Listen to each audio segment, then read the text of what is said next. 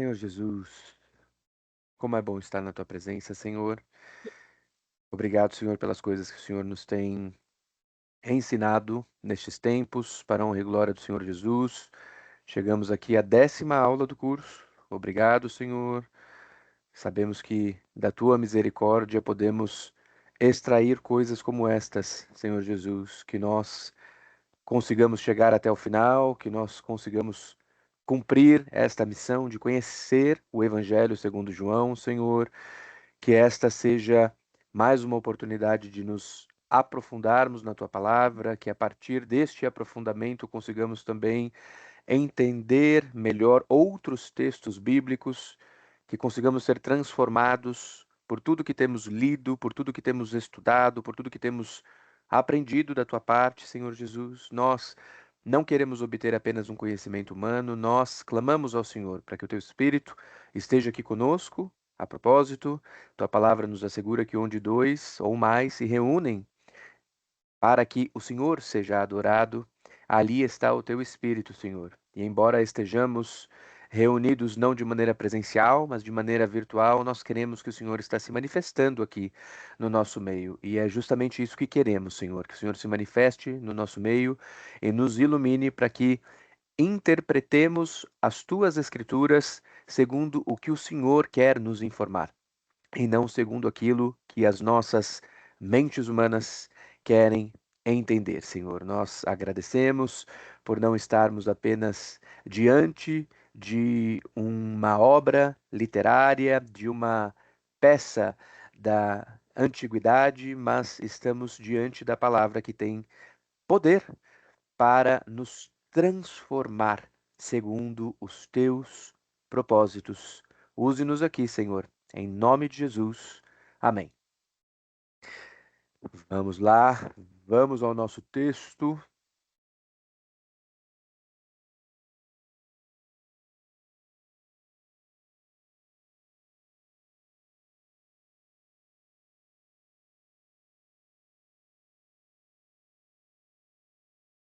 Estamos aqui no texto finalzinho, né?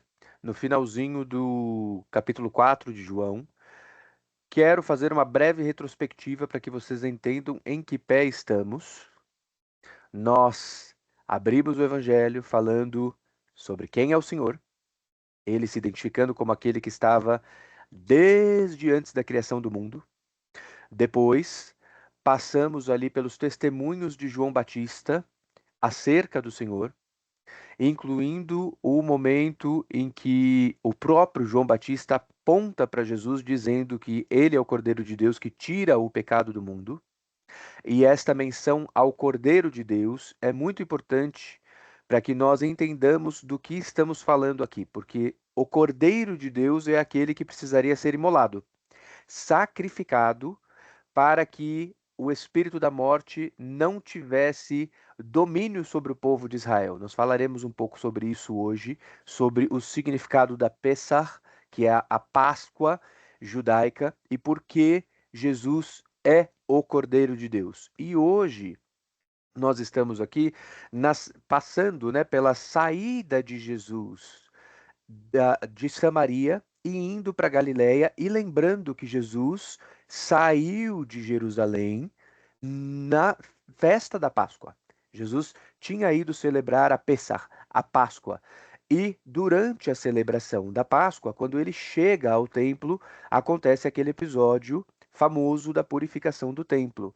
Então, Jesus chamando para si, né, um povo de coração disposto e santificado para servir, que nada mais é do que também o real significado da Páscoa. Lembrando que originalmente, né, a Páscoa judaica era a saída do povo de Deus da escravidão do Egito e indo para uma terra que o Senhor mostraria para eles. E durante este processo de caminhada para a terra, o povo passava ali pelo deserto, né? Que é o lugar onde o povo poderia ser purificado, transformado, para que entrasse nessa terra que o Senhor iria lhes dar, que é a terra de Israel. Né? Eles saem do Egito, ali no norte da África, vão caminhando em direção ao Levante, né? Que é a região do Oriente Médio, e ao chegarem ao Oriente Médio, estariam ali purificados. O povo foi teimoso, muito teimoso, então uma viagem que poderia ter sido curta se tornou uma viagem de uma geração, né? Eles passaram 40 anos em virtude da sua indisposição de coração. Então, na verdade, é a segunda geração que entra na Terra Prometida. Os pais não conseguiram passar por esse processo de transformação de maneira eficaz. Então são os filhos que já nascem na situação do deserto, né? Aqueles que não haviam eh, vivido no Egito, não haviam se contaminado com a cultura do Egito, esses é que conseguem adentrar a Terra Prometida, já tendo passado de uma liderança de Moisés para uma liderança de Josué. E o povo, quando sai do Egito, é muito interessante a gente lembrar, porque a gente vai falar de uma outra festa aqui hoje. E muito provavelmente, João está nos falando da festa de Pentecostes aqui. A festa de Pentecostes, ela é conhecida no mundo judaico como festa das semanas, né? Pentecostes é é o nome helenizado, né? É o nome passado pela língua grega. O penta, que quer dizer cinco, né? Porque são 50 dias depois da Páscoa que se celebra esta segunda festa. E pelo, pela narrativa que João nos dá aqui, provavelmente Jesus está entrando aqui na celebração do Pentecostes, que é 50 dias depois da preparação do cordeiro que morre lá na Páscoa. Então eu queria fazer essa abertura para vocês entenderem. Vamos ali no mapa, eu sempre gosto de mostrar para vocês no mapa por onde Jesus está passando, o que é que está acontecendo.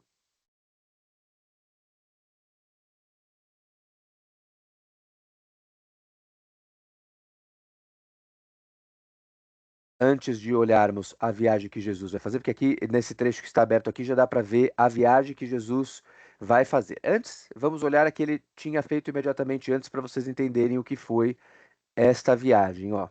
Jesus havia saído lá da Páscoa, lá em Jerusalém. Lembro que Jesus celebra a Páscoa, limpa o templo, né? Faz a limpeza do templo, confecciona o seu azorrague, né? Provavelmente é um azorrague, o açoite que Jesus confeccionou, o chicote, digamos assim, que Jesus confeccionou. Faz a limpeza do templo, a purificação do templo lá em Jerusalém. Estão vendo lá embaixo aparecendo na tela Jerusalém, né? Com o nome maior aqui, ó. Então Jesus sai, aqui é a cara de Jerusalém hoje, né? Sai dali de Jerusalém e vai caminhando em direção ao norte. Vocês estão vendo o nome mais ao norte que aparece de cidade ali em cima? Nablus. Estão conseguindo ver? Nablus é o lugar onde mais próximo de onde Jesus encontrou a mulher samaritana. Vou aproximar ali de Nablus para vocês só relembrarem, a gente falou um pouquinho disso na última aula. Estão vendo aparecendo ali o nome Ascar, ó, onde estava ali Nablus. Estão vendo que está aparecendo Ascar ao lado de Nablus, à direita, a leste. Ascar é onde provavelmente ficava a cidade de Sicar Antiga, que é o local ali onde Jesus encontra a mulher samaritana. Inclusive, está aparecendo uma cruz ali em cima do nome Balata, lá à esquerda da nossa tela. Esta cruz é o lugar, é uma igreja ortodoxa, que é o lugar onde se acredita que está o poço no qual a mulher samaritana e Jesus tiveram a conversa, que por sua vez é um poço cheio de histórias na Bíblia. Esse poço, né, esse local, esse cara aparece várias vezes na Bíblia, e este poço é conhecido como Poço de Jacó, porque lá atrás um dos patriarcas de Israel, que era Jacó, que é o pai das 12 tribos, né, de Israel, né, os 12 filhos de Jacó se tornam depois as 12 tribos de Israel, é, ele foi o responsável ali por escavar este poço, né? Então Jesus sai daqui dessa cidade que hoje aparece ali como Ascar, na nossa Bíblia aparece como Sicar. Olha lá, vai ficando pequenininha. Estão vendo que Ascar e Nablus vão ficando pequenininho, nós vamos subindo, porque Jesus vai sair dali onde os samaritanos se converteram, primeiro a mulher samaritana e depois os outros, e Jesus está indo para um lugar que nós já conhecemos lá em cima, já passamos por uma aula na qual falamos deste lugar.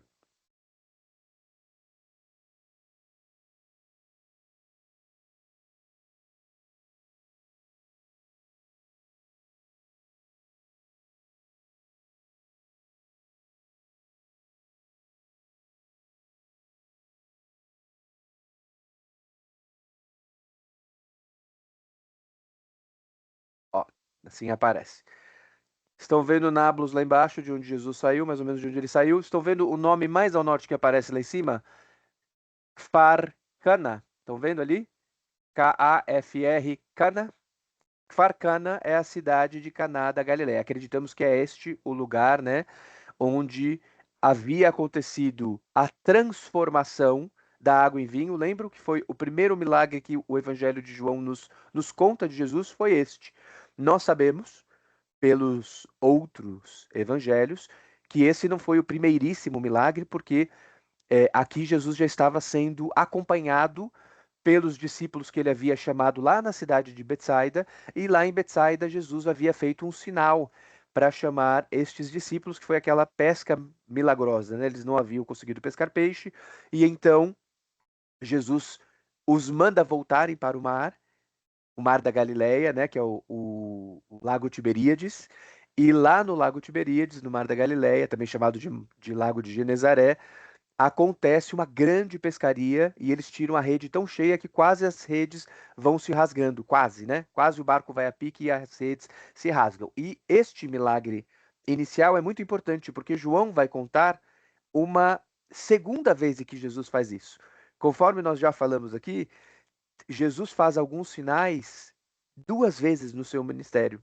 Então ele faz a purificação do templo no começo e no final do ministério. Ele faz o milagre da pesca maravilhosa no começo e no final do seu ministério. E alguns outros sinais ele faz também no começo e no final do ministério, né? Você tem ali na abertura de Jesus chamando os seus discípulos, né? No começo, ele chamando a Maria de Betânia, que vai lá e unge o Senhor, né? Com a- o óleo, né? O o nardo, né, o puro nardo, e depois no final do ministério, na semana que Jesus morre de novo, ela vai e unge o Senhor com o puro nardo. Então, esses sinais que acontecem, né, mais perto do início, mais perto do final do ministério de Jesus, eles fazem sentido. E aqui Jesus está voltando à cidade de Caná da Galileia, que é Kfar-Cana. Então ele sai de Nablus, que aparece lá embaixo na nossa tela, ó, vou abrir aqui para vocês verem como é Nablus hoje.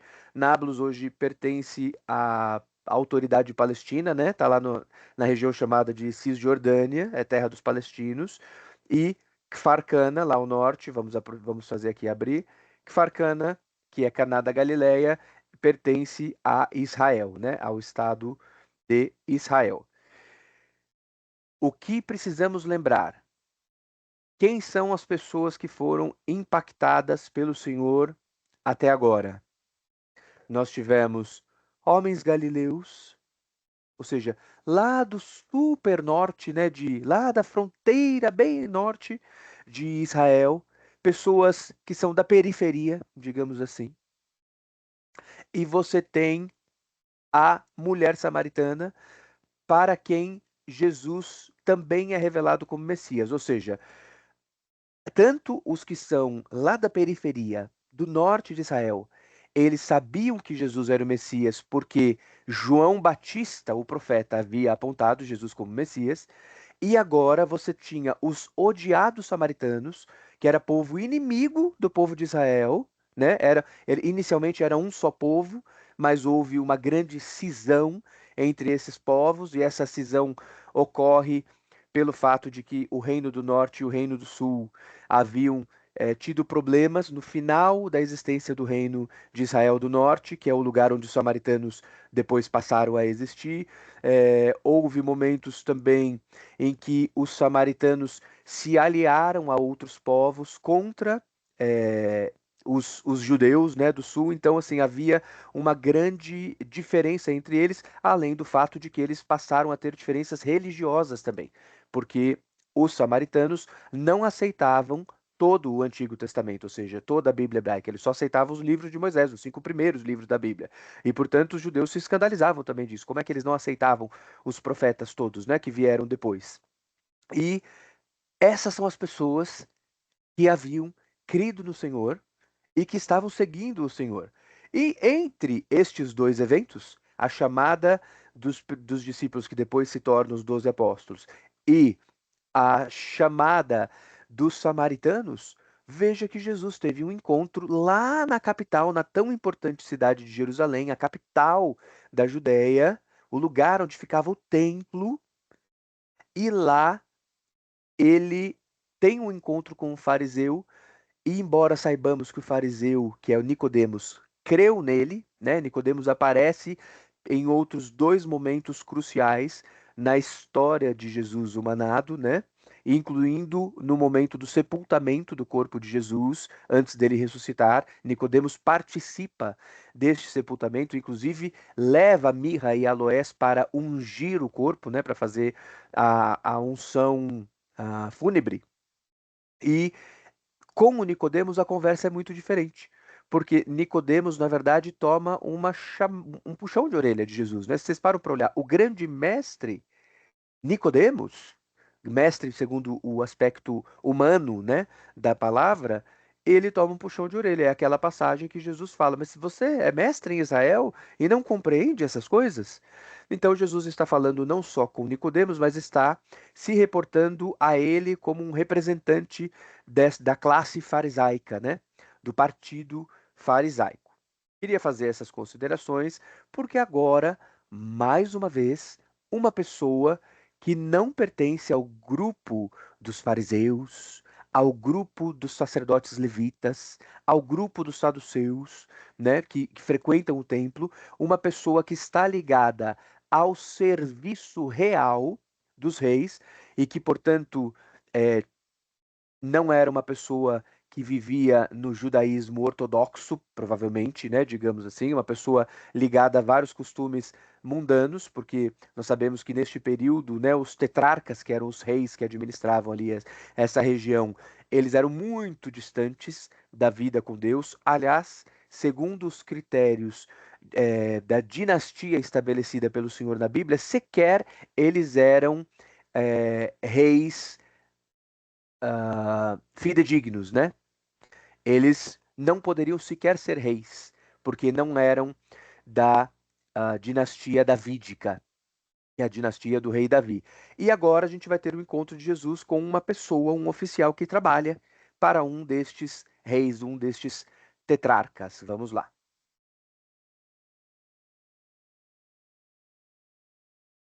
Capítulo 4 do Evangelho de João, vamos ler o finalzinho do capítulo, que é a partir do versículo 43 até o último, e aí vamos ler o comecinho do capítulo 5. 2 dias depois, partiu dali e foi para Galiléia. Quem partiu de onde para onde? Jesus partiu de Sicar, que aparecia lá embaixo no nosso mapa, aqui na região de Nablus, e foi para onde? Para Galiléia, lá em cima, onde fica a região de Nazaré, onde Jesus foi criado, né? E Farcana, que está aparecendo lá em cima para nós no mapa. Então, este é o caminho que ele fez. Porque Jesus mesmo testificou que um profeta não tem honra na sua própria pátria. Chegando, pois, a Galiléia, os galileus o receberam, vistas todas as coisas que fizera em Jerusalém no dia da festa, porque também eles tinham ido à festa. Peraí. Como assim? Lembram que Jesus, depois que ele faz a purificação, a Bíblia nos conta que Jesus fez vários sinais, e que por causa desses vários sinais, isso está lá no final do capítulo 2, né? Por causa desses sinais, muitas pessoas creram em Jesus. Agora Jesus fez toda essa viagem, foi lá para o norte, mas essas pessoas que estavam lá no norte, elas todas peregrinavam também para a Páscoa. Por que que elas peregrinavam para a Páscoa? Porque era obrigatória a peregrinação. E aqui, finalmente, eu vou fazer uma pausa para nós entendermos o que é a Páscoa e o que é a festa das semanas, que são as festas sobre as quais nós vamos tratar aqui nesses episódios. Já tratamos da Páscoa, mas eu quero que vocês entendam o que foi a Páscoa. Nós vamos ler aqui o que está escrito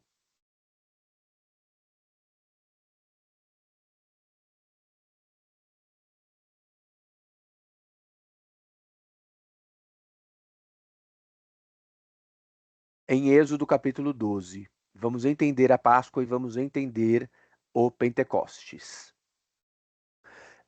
Jesus, o Senhor, né, na verdade, está aqui nos mostrando como foi o a saída do povo de Deus do Egito, ok? Quero relembrar para vocês, é muito famoso esse episódio. Houve 10 pragas no Egito, não é? E a última das pragas era a morte de todos os primogênitos. Todos os primeiros filhos do Egito morreriam. Só não morreriam aqueles que tivessem celebrado isso que se chama Páscoa, Pessah. E a Páscoa, a Pessah, nada mais é a origem dessa palavra, é o sentido de passar por cima. Por que passar por cima? Porque a Bíblia nos conta que todos aqueles que pegassem, ó, a importância do cordeiro, olha lá, Jesus sendo o cordeiro de Deus, todos aqueles que imolassem o cordeiro, ou seja, matassem o cordeiro, passassem do sangue deste cordeiro nos umbrais das portas, né, nas batentes das portas, e marcassem a sua casa com o sangue do cordeiro, estes não seriam visitados pelo espírito da morte.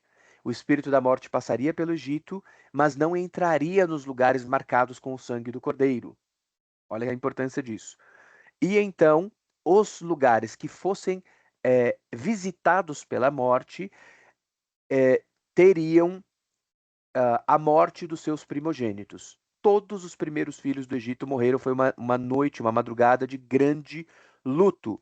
E o espírito da morte, ele não entra, ele passa por cima, Pessah, Páscoa. Ele passa por cima da casa daqueles que tinham a marca do sangue do cordeiro. Vamos entender o que aconteceu. E falou o Senhor a Moisés e a Arão na terra do Egito, dizendo: Este mesmo mês vos será o princípio dos meses.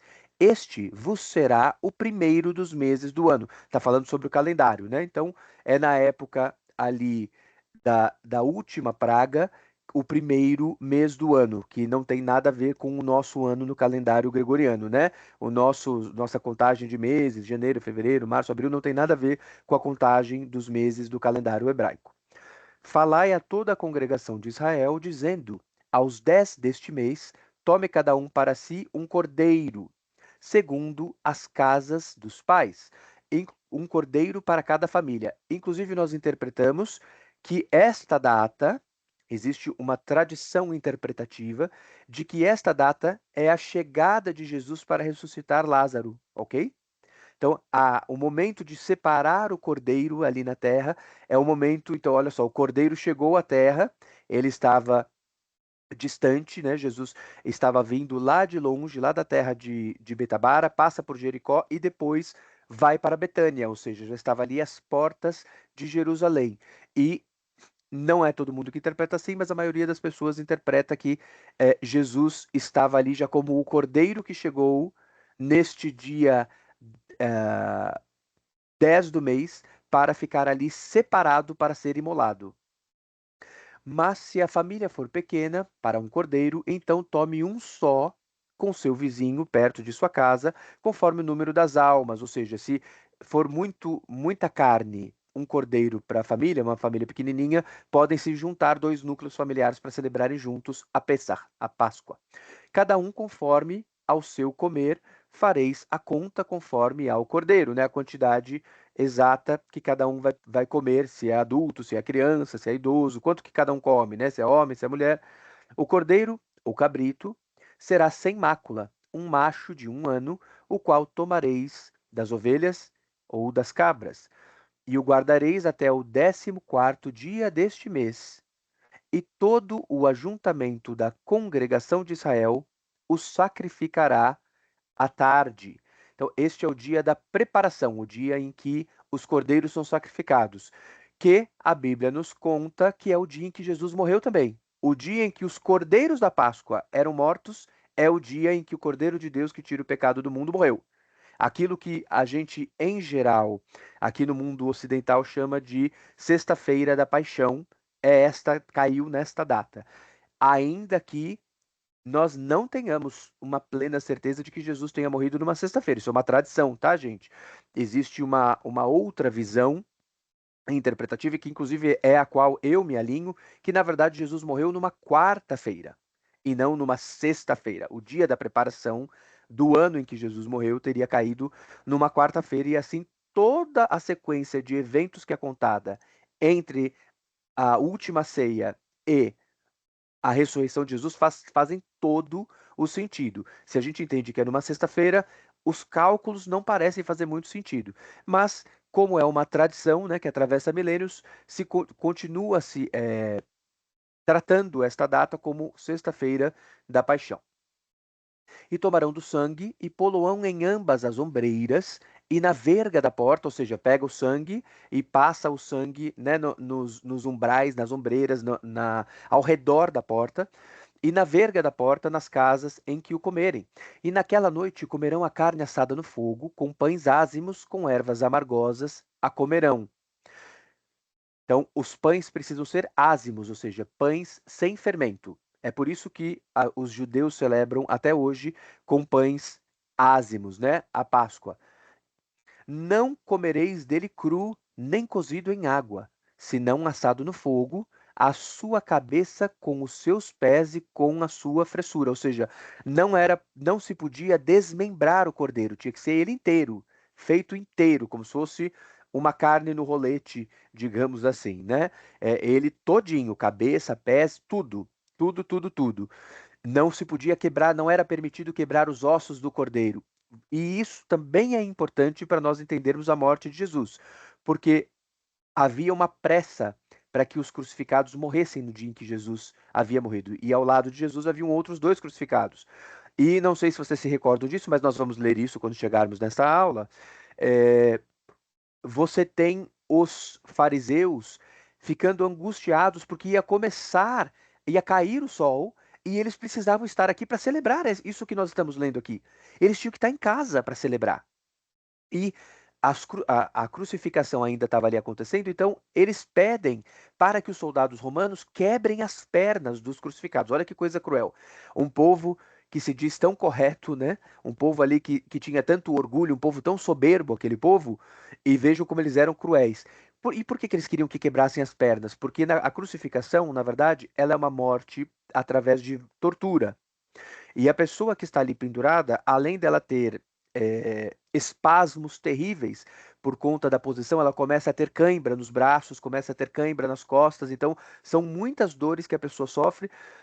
Em geral, a pessoa também tinha as mãos e os pés furados, né? Ela era amarrada com corda para que não se rasgasse tanto a carne que a pessoa caísse da cruz, mas eles faziam questão de furar também os pés e as mãos, que era para fazer parte desta tortura, né? Desse sistema de tortura. E a pessoa fica numa posição pendurada que chega uma hora que os músculos estão tão fatigados que a pessoa não tem força mais para encher o pulmão, para fazer a inspiração e expiração do ar adequadamente, né? E aí o que acontece é que a pessoa morre sufocada. Mas enquanto a pessoa tem força nas pernas, embora a pessoa não tenha mais força, o tórax da pessoa e os músculos todos ao redor do tórax não tenham mais força, a pessoa conseguia se apoiar nos pés para se levantar e conseguir puxar o ar. Cada vez que a pessoa se levantava nos pés, também, como os pés estavam furados, rasgava um pouquinho mais da carne. Então era uma tortura imensa. Para respirar, a pessoa tinha muita tortura. Agora, se quebrassem as pernas dessa pessoa, ela não ia conseguir fazer este apoio para inspirar e expirar. Então eles morreriam sufocados mais rápido. E aí os judeus tão zelosos, né, os desta época aqui, poderiam ir celebrar a Páscoa. Vejam que coisa absurda, né? Um povo que estava querendo celebrar com santidade, pedindo que se fizesse isso de quebrar as pernas. E por que que eu estou chamando a atenção disso para vocês aqui agora? Porque quando os soldados romanos quebraram as pernas dos dois salteadores, né? A tradição diz que os nomes deles eram Dimas, aquele que se converteu, né? Dimas Hack, e que o outro que não se converteu e que morreu amargurado era o Gestas, mas a Bíblia não fala o nome deles, é só uma tradição. E eles tiveram as pernas quebradas. Quando eles foram quebrar a perna de Jesus, eles perceberam que Jesus já estava morto. E para se certificar se já estava morto ou não, eles pegam uma lança e furam a lateral de Jesus, a ilharga de Jesus, né? A parte lateral do corpo. E quando eles furam, inclusive, acontece um sinal ali. Porque ao invés de vazar sangue só de Jesus, começa a vazar água de Jesus. E isso tem todo um significado que nós não vamos ver aqui hoje. Mas por que que é importante isso? Porque o cordeiro não podia ter os ossos quebrados. e Jesus não teve os seus ossos quebrados, ok? E nada dele deixareis, ou seja, nada do cordeiro, não pode sobrar nada, até amanhã. Mas o que dele ficar até amanhã queimareis no fogo, ou seja, esta carne deste cordeiro não poderia sobrar, ela tinha que ser, então, se não fosse totalmente consumida, ela precisava ser lançada no fogo. Assim, pois, o comereis, os vossos lombos cingidos, os vossos sapatos nos pés e o vosso cajado na mão, e o comereis apressadamente. Esta é a Páscoa, a Pessach do Senhor de Adonai. A Pessach de Adonai, ou seja, a Páscoa do Senhor, é isso. E por que que eles tinham que comer assim, com essa pressa? Sapato no pé, lombo cingido. Lombo cingido significa o quê? Já vestidos, né? Vestidos para sair. Porque o que o Senhor estava dizendo é assim: hoje é o dia da libertação de vocês. Hoje vocês celebram que serão libertos. E vocês já estarão prontinhos para a viagem. Sabe por quê? Porque Faraó, nesta noite, vai dizer: vocês estão liberados para sair. 9 vezes falou o faraó, na verdade 10 vezes, né? Porque antes das 10 pragas, o faraó já tinha falado não uma primeira vez, quando Moisés joga o cajado e o cajado vira uma cobra. Então já era aqui, já havia 10 vezes que faraó tinha dito não, não poderão sair do Egito, vão continuar sendo escravos aqui. Mas agora, nesta noite, haveria liberação e nesta própria noite o povo ia já sair de malas feitas para ir em direção à terra de Israel. Então já eram para celebrar vestidos. Até hoje os judeus celebram assim a Páscoa, tá? E eu passarei pela terra do Egito esta noite e ferirei todo o primogênito na terra do Egito, desde os homens até os animais, e em todos os deuses do Egito farei juízos, ou seja, né, todas as adorações aos trocentos deuses que os egípcios tinham. O mais famoso deles é Ra, né, o deus Ra. Eu sou o Senhor, disse o nosso Deus. E aquele sangue vos será por sinal nas casas em que estiverdes. E até hoje, veja só, Jesus morreu para que o sangue dele fosse um sinal. E este é o motivo pelo qual se celebra a ceia do Senhor, né? A ceia do Senhor, às vezes chamada de Eucaristia, principalmente nos meios católicos, nada mais é do que o lembrar do sangue do Senhor que foi vertido por nós, assim como o sangue dos cordeiros da Páscoa eram vertidos. Passarei por cima de vós, olha o significado de Pessach, de Páscoa.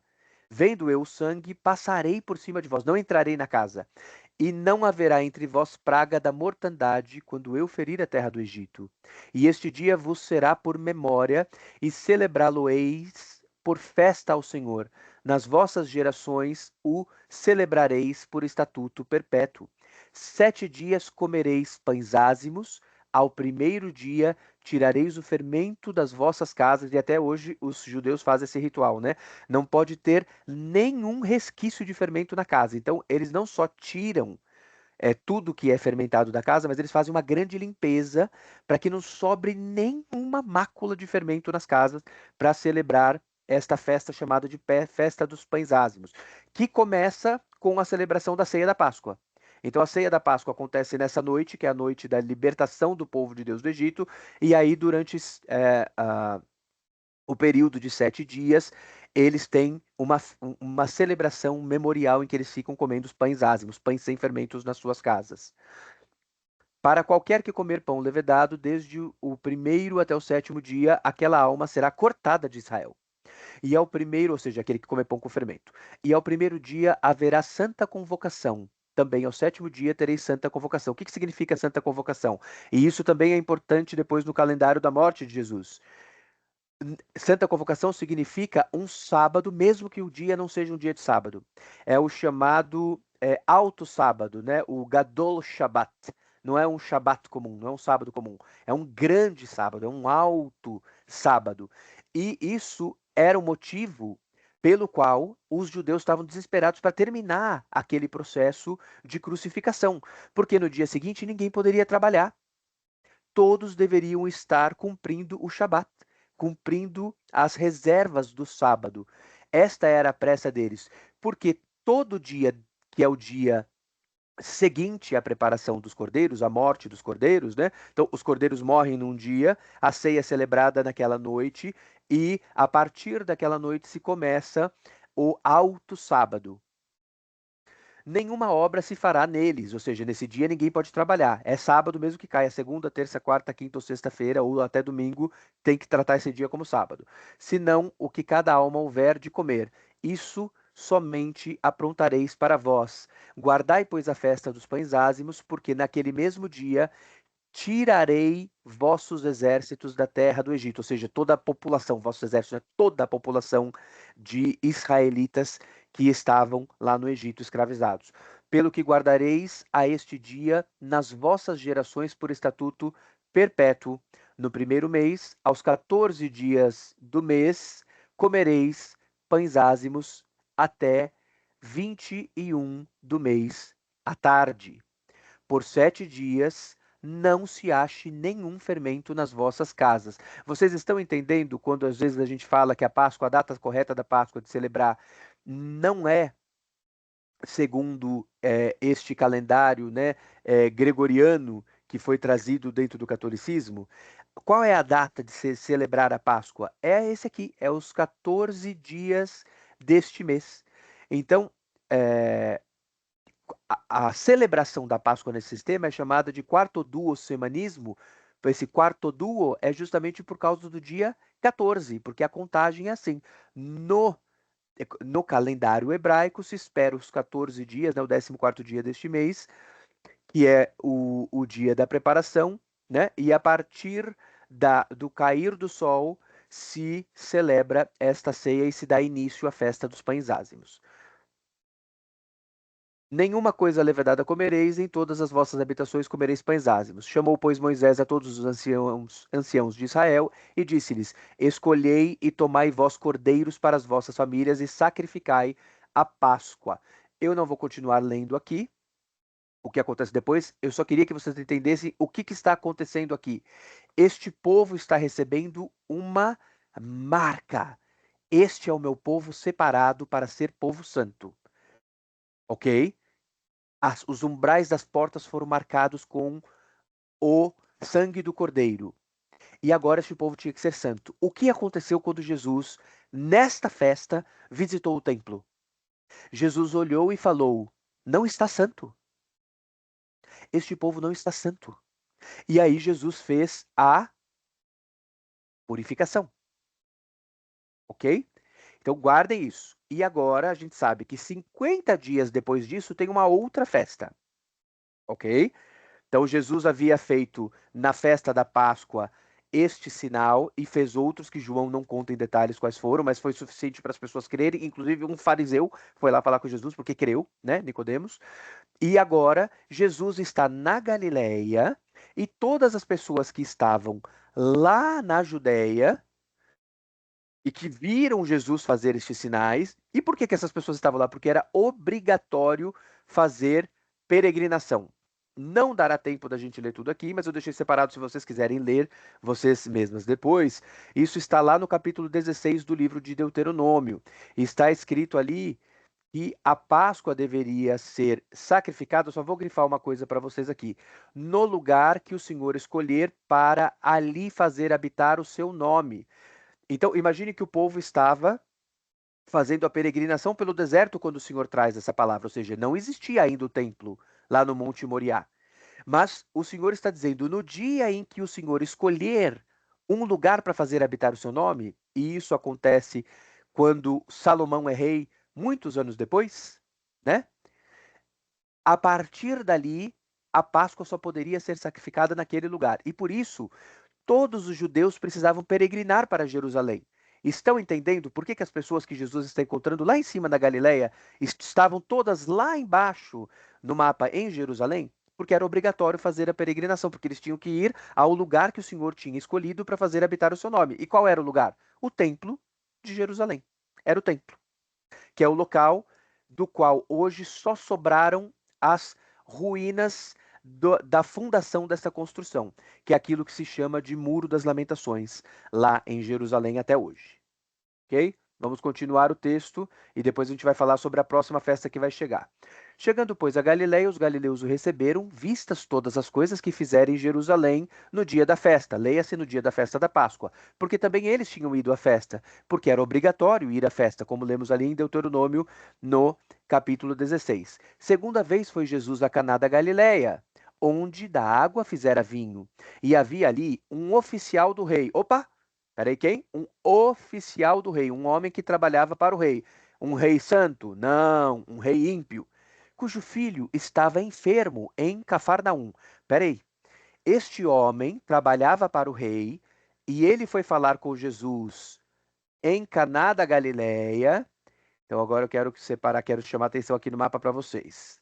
Duas coisas importantes, ó. Aqui está Caná da Galileia, Farcana, estão vendo? E lá em cima, mais à direita, mais a leste, está Cafarnaum. Estão vendo ali?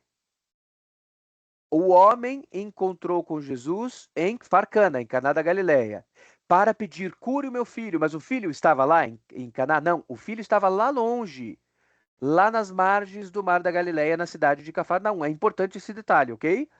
Então, o filho estava lá longe, em outra cidade, longe dali.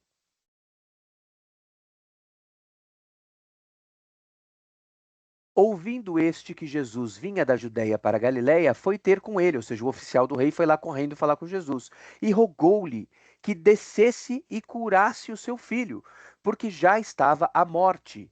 Ou seja, Jesus, por favor, vá até o meu filho e cure, meu filho está morrendo. Um homem que creu nos sinais que Jesus fez. E olha só, lembro que eu ensinei uma coisa para vocês, que descer significa ir para mais longe de Jerusalém. Jerusalém está lá embaixo. Quanto mais no mapa a gente vai andando para cima, ó, Farcana está aqui um pouco para baixo e Cafarnaum está mais lá para cima. Mas quanto a gente indo para cima no mapa, indo para o norte, significa que a gente está indo para mais longe de Jerusalém. E toda vez que a gente está indo para mais longe de Jerusalém, o verbo correto na Bíblia para se usar é descer. E toda vez que está indo mais perto para Jerusalém, que é o lugar mais elevado, porque é o lugar onde está o Monte Moriá, o Monte do Templo, né? Em que Jesus, o Monte Sião, em que Jesus havia escolhido, né? Jesus, enquanto antes de ser humanado, de ser encarnado, havia escolhido para ser o lugar da habitação do seu nome, né? Então, quando você vai naquela direção, você está subindo. Este é o verbo correto para usar, subir. E aqui estava descendo. Então Jesus lhe disse: se não virdes sinais e milagres, não crereis. Olha o Senhor falando. Olha, para que servem os sinais e milagres?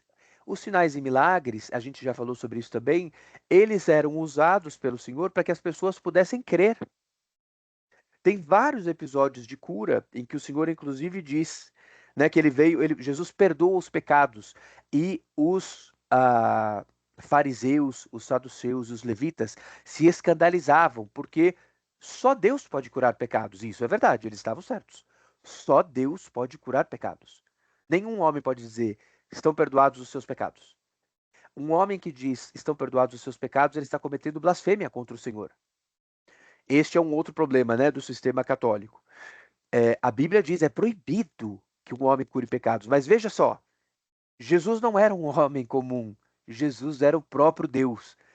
E aí Jesus disse, nas vezes em que ele faz isso, os seus pecados estão perdoados, em geral, ele faz um sinal, porque é para que as pessoas creiam. Tem uma famosa passagem que ele cura o paralítico e que ele diz assim: seus pecados estão perdoados. E aí as pessoas se escandalizam dele e ele diz assim: mas para que saibam que o Filho do Homem tem autoridade na terra para perdoar pecados, eu também te digo: levanta, paralítico, toma a tua maca e anda. E aí este sinal é feito. E aí as pessoas creem nele. Também é assim muitas vezes no começo do processo de conversão de uma pessoa, né? Quanto mais a pessoa está firme no Senhor em santidade, menos a pessoa precisa de sinais para crer. Se não virdes sinais e milagres, não crereis. Disse-lhe o oficial: Senhor, desce antes que meu filho morra lá na cidade de Cafarnaum. Estamos aqui em Caná da Galileia. Meu filho está lá. Por favor, viaje comigo lá para Cafarnaum para curar meu filho. Disse-lhe Jesus: vai, o teu filho vive. E o homem creu na palavra que Jesus lhe disse e partiu. Ou seja, Jesus não foi lá para curar o filho dele. Jesus só disse: fique em paz, ele já está curado lá em Cafarnaum. A minha cura já chegou lá. E descendo ele, ou seja, o oficial do rei, saíram-lhe ao encontro os seus servos e lhe anunciaram, dizendo: O teu filho vive. Perguntou-lhe, pois, o oficial do rei, né, o pai do menino, a que hora se achara melhor? Qual foi o horário em que ele melhorou da enfermidade que o estava matando? E disseram-lhe: Ontem, às 7 horas, a febre o deixou. E quero lembrar para vocês que a contagem de horas também era diferente, né? Como que 7 horas era mais ou menos 1 hora da tarde no nosso relógio, porque a contagem das horas do dia no sistema judaico antigo começava a partir de mais ou menos às 6 da manhã, que é o horário do nascer do sol. Então, o nascer do sol é o marco zero da contagem das horas. E aí você conta daí 7 horas, que cai às 13 horas do nosso relógio de hoje, né? Foi mais ou menos, foi na hora do almoço que Jesus fez este sinal. Entendeu, pois, o pai, que é o oficial do rei, que era aquela hora mesma em que Jesus lhe disse: O teu filho vive. E creu ele e toda a sua casa. Olha só que bênção. Essas pessoas que trabalhavam lá na realeza, tão longe das coisas santas do Senhor, numa realeza corrupta que existia neste período, foi santificada. Os samaritanos, que eram tidos como impuros, creram e foram santificados. Os mais periféricos de Israel, que eram os galileus, lá da Galileia, foram purificados e se tornaram discípulos do Senhor. Olhem que obra maravilhosa que o Senhor está fazendo, chamando todos os que estavam perdidos. O Senhor vai e chama os perdidos. Como ele mesmo diz em outras passagens, não vim para chamar os sãos, antes vim para chamar os enfermos. Vim para chamar aquela ovelha perdida. Deixo as 99 sãs e vou lá atrás daquela que está perdida para resgatá-la. É a obra do Senhor. Jesus novamente fez este segundo milagre quando ia da Judéia para a Galileia. Olhem que interessante. O primeiro milagre que João retrata aqui neste evangelho também é um de Jesus indo da Judéia para a Galileia. Jesus sai lá do sul, onde ele havia se encontrado com João Batista e onde ele mergulhou nas águas do batismo para começar o seu ministério, né? Jesus mergulha nas águas do batismo e a partir dali o ministério messiânico, o ministério do Messias, do Cristo, começa. E aí Jesus vai lá para cima, para Caná da Galileia e faz o quê? O que que João nos narra lá no capítulo 2? Transforma água em vinho. Agora, o segundo milagre que nos é retratado aqui no Evangelho de João, no capítulo 4, é também Jesus saindo da Judéia, da celebração da Páscoa, indo lá para Galiléia e faz o sinal lá em cima. João está dando atenção para os sinais e milagres que Jesus faz quando sai do centro do judaísmo. Isso é muito importante para nós lembrarmos. E aí a gente entra aqui no capítulo 5, que nós só vamos ler o comecinho. Lembrando que a Bíblia não tem divisão de capítulo e versículo no seu original, então o texto corrido. Vamos continuar no texto corrido, só vamos ler os primeiros 14 versículos, os outros nós vamos ler na próxima aula. Depois disto, havia uma festa entre os judeus, e Jesus subiu a Jerusalém. Que festa será que é essa que havia entre os judeus? A primeira festa que Jesus tinha passado lá por Jerusalém era a festa do Pessach, da Páscoa. Qual é a festa que vem logo depois de Pessach? Não muito depois do Pessach, não muito depois da Páscoa. É a festa de Pentecostes, 50 dias depois. O que era a festa de Pentecostes? Vamos entender o que era. O livro de Levítico nos explica quais eram as festas santas. Fala dos sábados, fala da festa dos pães ázimos. Então eu não vou ler tudo para vocês, tá? Eu só quero destacar aqui para vocês, ó. O capítulo 23 do livro de Levítico explica quais são as datas que precisavam ser resguardadas pelos judeus. Aqui está o Senhor falando: fala aos filhos de Israel, tá falando, né? O Senhor está falando para Moisés, vai lá no povo, Moisés, e avisa para o povo. As solenidades do Senhor que convocareis serão santas convocações. Estas são as minhas solenidades. Quais são? A mais repetida delas, né? Que acontecem todas as semanas do ano. 6 dias de trabalho se fará, mas o sétimo dia será o sábado do descanso, é o Shabat dos judeus, dos Yehudim, o Shabat dos Yehudim, o sábado dos judeus. Santa convocação, nenhum trabalho fareis. Sábado do Senhor é em todas as vossas habitações. Estão entendendo por que os judeus não podem trabalhar no sábado? Porque a Bíblia manda não trabalhar no sábado. Eles não podem fazer nenhum trabalho. Depois fala aqui da Páscoa, que a gente já leu um pouco, né? Está aqui, ó.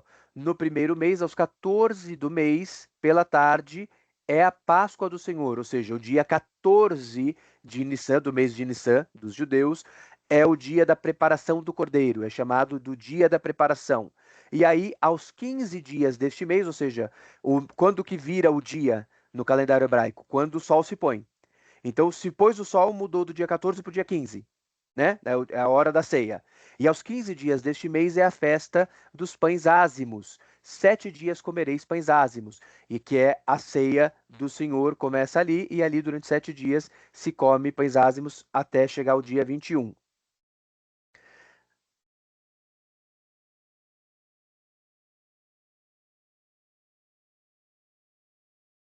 E agora eu quero lembrar de outra coisa aqui para vocês.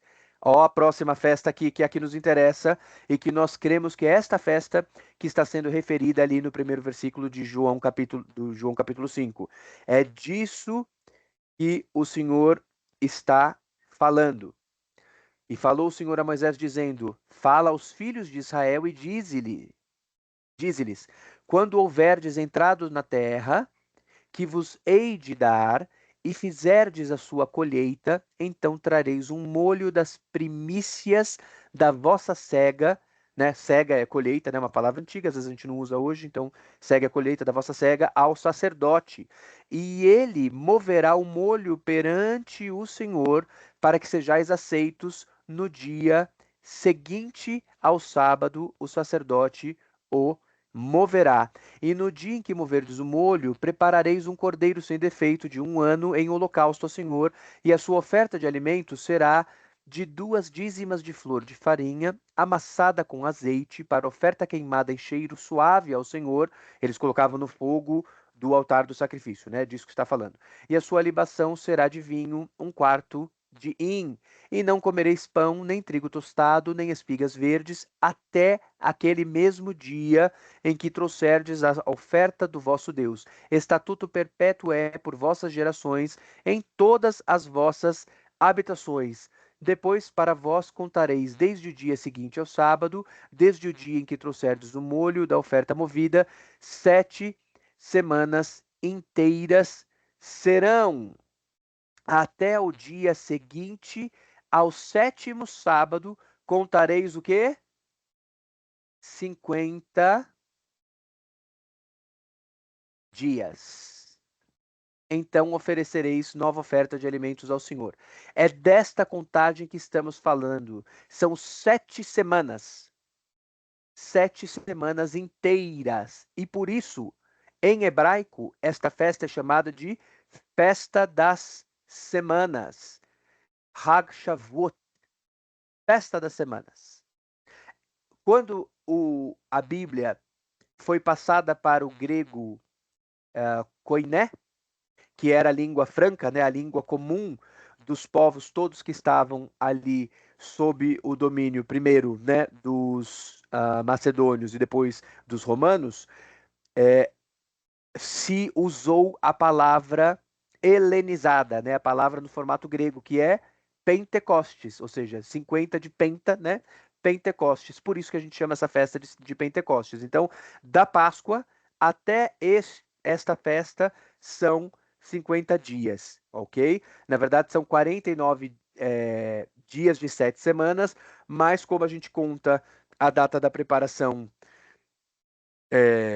do Cordeiro ali como primeira data, depois vem o dia 15 e a contagem se faz a partir do dia posterior ali, né? Você consegue fechar 50 dias certinhos. É desta festa que estamos falando, provavelmente. Então, quando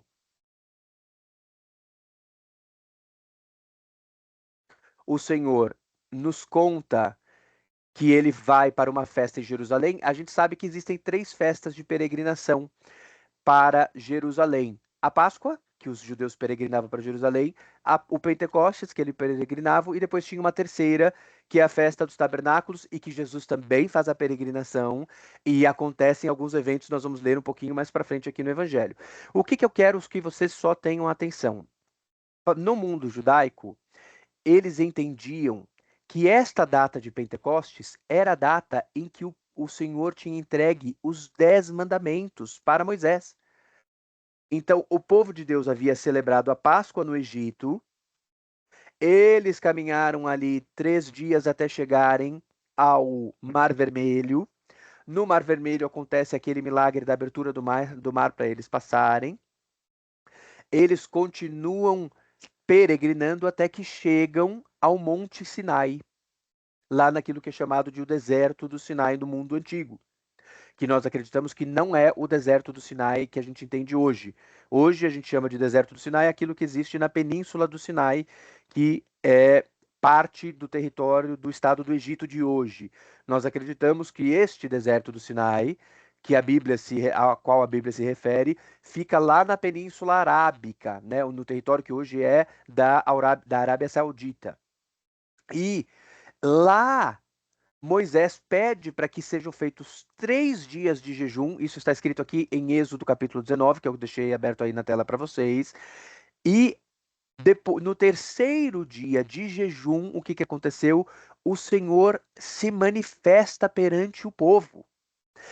E acredita-se no judaísmo que este dia em que isso aconteceu é o dia de Pentecostes. Então, este é o significado da festa. E eu quero ler para vocês porque eu quero que vocês entendam que o que Jesus vai estar fazendo aqui na festa do Pentecostes tem a ver com o entendimento desta data. Tudo que Jesus faz em todas as datas santas que a Bíblia está dizendo para nós aqui, Jesus faz várias coisas no sábado, Jesus faz várias coisas nessas datas de peregrinação do judaísmo, e todas elas têm significado. Se nós não entendemos o significado das próprias festas, é difícil entender o significado do que Jesus está fazendo. Então, nós vamos ler rapidamente aqui para vocês entenderem como foi o dia em que o Senhor se manifestou lá no Monte Sinai. Como que foi essa situação? Então Moisés desceu do monte ao povo. Moisés tinha conversado com o Senhor e o Senhor falou assim: ó, prepara esse povo porque eu vou descer sobre o monte. Então Moisés desceu do monte ao povo e santificou o povo e lavaram as suas roupas. E disse ao povo: estai prontos ao terceiro dia e não vos chegueis à mulher. Ou seja, o que o Senhor está falando? Ó, toda atividade sexual deve ser parada no povo de Israel. Vocês vão fazer jejum e vão fazer abstinência sexual, vão permanecer com as roupas limpas, em clima de oração, porque o próprio Deus vai passar aqui no meio de nós. E aconteceu que ao terceiro dia, ao amanhecer, houve trovões e relâmpagos sobre o monte. Que monte é esse? O Monte Sinai. Acreditamos que lá na Península Arábica. Deixa eu mostrar para vocês aqui. Onde a gente acredita que é o Monte Sinai, gente? Ó, vamos lá. Ali está Israel, ó, estou me distanciando de Israel. A gente já começa a ver ali à esquerda, na parte esquerda inferior da tela, a África. Estão vendo o Egito ali? Provavelmente o povo, a gente falou sobre isso na primeira aula, só quero relembrar para vocês. Provavelmente o povo sai desta região do delta do Nilo, que aparece mais ou menos aqui. Eu vou deixar aqui para vocês levantado aqui ó, uma parte do delta do Nilo. Ó. Essas cidades que estão aparecendo aqui, ó, são ali no delta do Nilo, ó. É onde o rio Nilo deságua no mar Mediterrâneo. O povo sai dali. Provavelmente o povo vem até esta parte do Mar Vermelho chamada de Golfo de Acaba. Está aparecendo aqui em azul grande aqui na nossa tela, no meio da tela. E nós acreditamos, de acordo com os achados arqueológicos que tem, que o lugar exato onde o povo se reuniu e que o Mar Vermelho foi aberto é este lugar chamado Praia de Nueba, que eu estou abrindo aqui para vocês. A gente acredita que é exatamente aqui que o povo se reuniu e não conseguia passar, e os exércitos de Faraó vieram atrás. Toda a descrição que a Bíblia dá sobre este dia da abertura, a geografia do que aconteceu até o povo chegar, parece ser aqui em Nueba. E tem uma coisa bem interessante para vocês saberem. Sabem o que eles acharam? O que achados arqueológicos existem? No fundo do Golfo de Aqaba, existem vários corais com formatos de objetos do mundo antigo, incluindo de carruagens. Você sabia? E o que a gente acredita que aconteceu? Que provavelmente é este o sinal, né? Tem muita discussão sobre isso, se é ou se não é, mas quando um material orgânico ele é, é decomposto e você tem outros processos que acontecem, outros processos orgânicos que acontecem ali, alguns fenômenos podem permitir que você identifique que objeto é aquele. Vou dar um exemplo famoso para vocês do mundo de hoje, né? Que é um lugar de visitação muito famoso no mundo. Quem vai à Itália e vai lá no sul da Itália visitar as ruínas de Pompeia, onde o vulcão Vesúvio destruiu absolutamente tudo, o que aconteceu em Pompeia? Os corpos das pessoas que morreram foram cobertos pelos sedimentos que saíram do vulcão. E aí, o corpo se decompôs ao longo desses, né, 2.000 anos, e aí o corpo todo sumiu. Só que o formato que o corpo estava quando o corpo, quando a pessoa morreu, permaneceu. Então, como que a gente sabe as posições que as pessoas estavam? Tem uma coisa famosa de Pompeia que é você consegue ver a posição em que cada um morreu nas suas respectivas casas. O que os pesquisadores e arqueólogos fazem? Eles pegam um, um um composto, né, ali de gesso, jogam o gesso líquido em todos os buracos, toda a cavidade que eles acham no chão, ao invés deles escavarem e abrirem e destruírem, quando eles descobrem a cavidade, eles começam a jogar gesso. Esperam o gesso endurecer. Quando o gesso endurece, você vê que material orgânico e qual o formato desse material orgânico estava lá. Por isso que vocês veem aquelas formas de gesso em formatos de pessoas, às vezes mostrando a agonia em que a pessoa morreu. Porque é este o processo orgânico que acontece. O corpo se decompõe, mas fica ali o espaço. E no mar, o que acontece? Então, imagine que as carruagens dos egípcios caíram no mar aqui. E as carruagens caíram no mar, elas eram feitas de madeira e metal. A madeira se decompõe, o metal vai se enferrujando até desaparecer, não é? Mas se formam corais em torno desses objetos. E os corais permanecem com o formato que esses objetos tinham. E quando nós vamos aqui entre o lado africano, que é da praia de Nueba, e o lado árabe, ali ao leste, nós encontramos nesta passagem vários corais com formatos de objetos que remetem às carruagens do mundo antigo. Então, a gente acredita que a Península do Sinai, gente, é esse lado direito da tela aqui do Golfo de Aqaba. E que, portanto, aqui é o lugar do Monte Sinai. Ele ficaria aqui. Quando as pessoas vão no lugar turístico visitar o Egito, estão vendo aqui que está aparecendo o nome Sinai do Sul? As pessoas são levadas para visitar este lugar onde está escrito Sinai do Sul. Mas nós acreditamos que esse lugar é errado. Não é aí a Península do Sinai. Ela é do outro lado do mar ali para a esquerda, ok? Aí o povo atravessou o mar aqui no Golfo de Aqaba, foi subindo em direção a Israel lá em cima. Chegaram aqui, aí faz sentido toda a história. A história começa a fazer sentido. Sobem aqui, eles estão à esquerda, ou seja, ao leste do Rio Jordão, que é a região que era Moabe, as Campinas de Moabe, que é exatamente o que a Bíblia narra, que foi onde Moisés morreu, inclusive. E aí eles atravessam o Rio Jordão para a esquerda, ó. Vou mostrar para vocês aqui, ó, o Rio Jordão, ó. Estão vendo aqui a divisa entre Israel e Jordânia?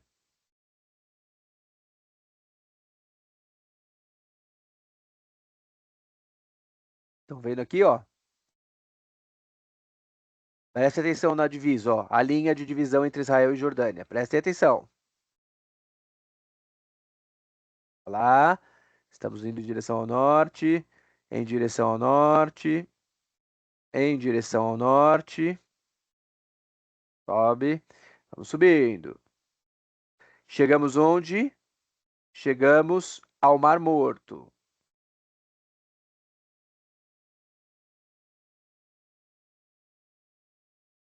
Em cima do Mar Morto, o que é que temos? Ali ao norte, esse tracejado, o Rio Jordão. Olha o local do batismo de Cristo ali aparecendo para nós. O povo atravessou do lado direito da tela para o lado esquerdo da tela, ou seja, saiu do leste e foi para o oeste, exatamente o caminho que o Senhor nos conta que o povo fez. E por que que eles estavam do lado leste? Porque eles vieram subindo da Península Arábica. Qual a Península Arábica lá embaixo, ó? Dá certinho, ó lá.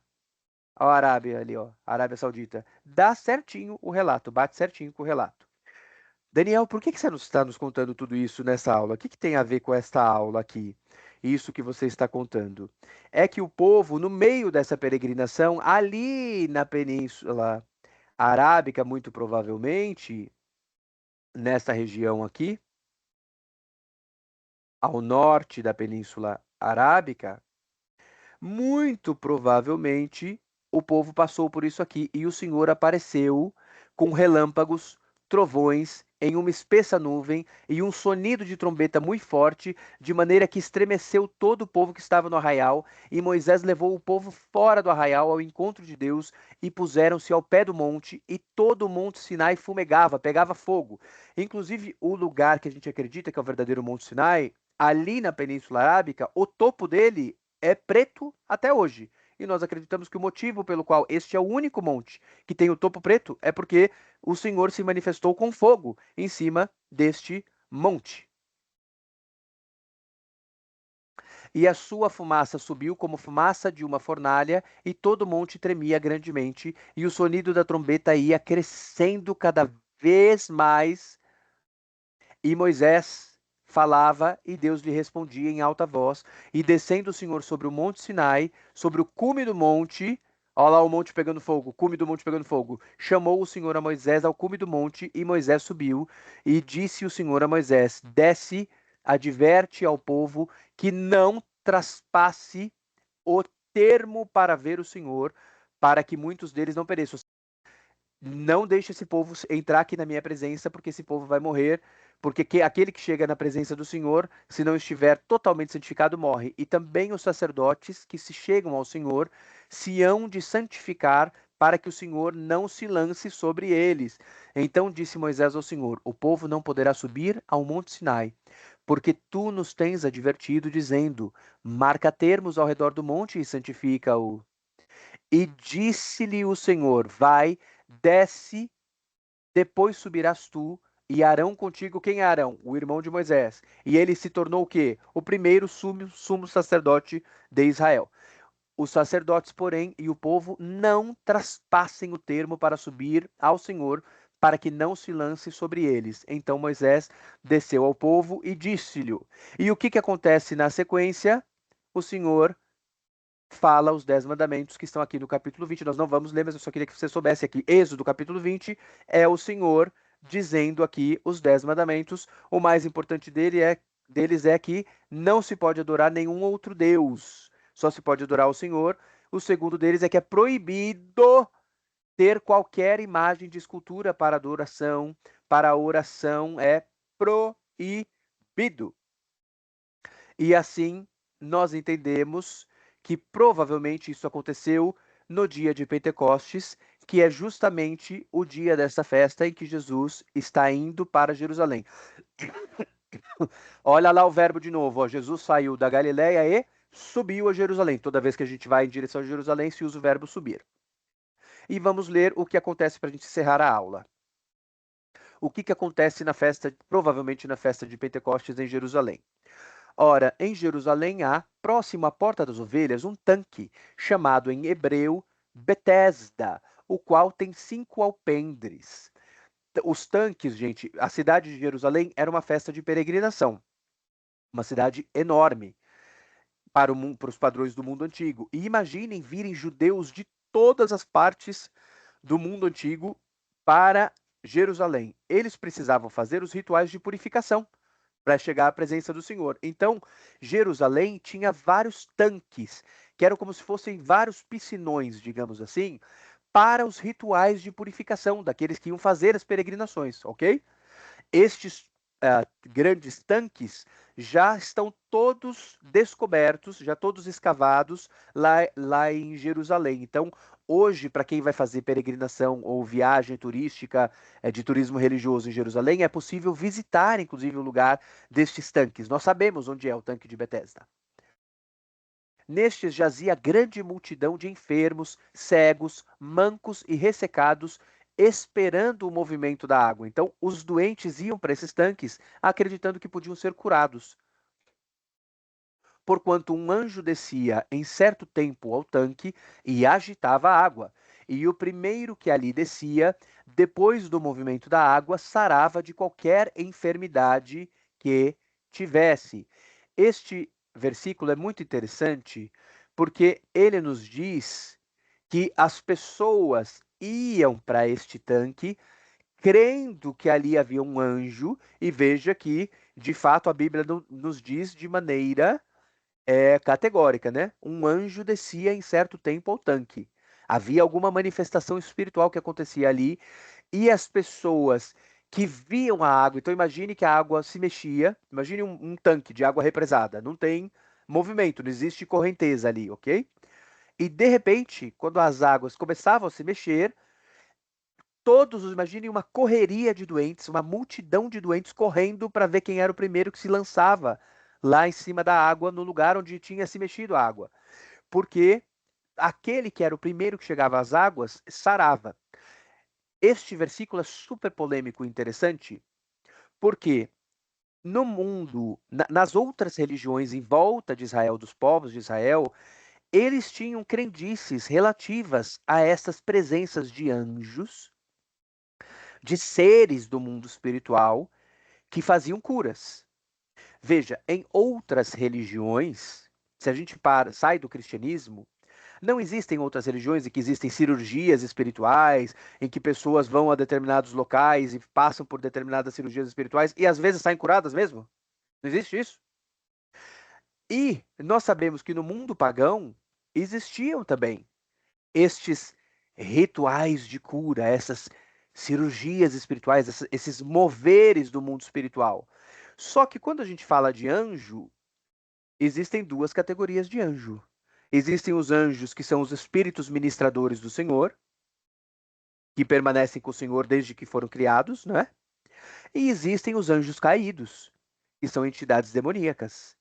E não nos está claro aqui, porque em nenhum lugar da Bíblia, a Bíblia nos orienta a ir receber curas de anjos em tanques de água.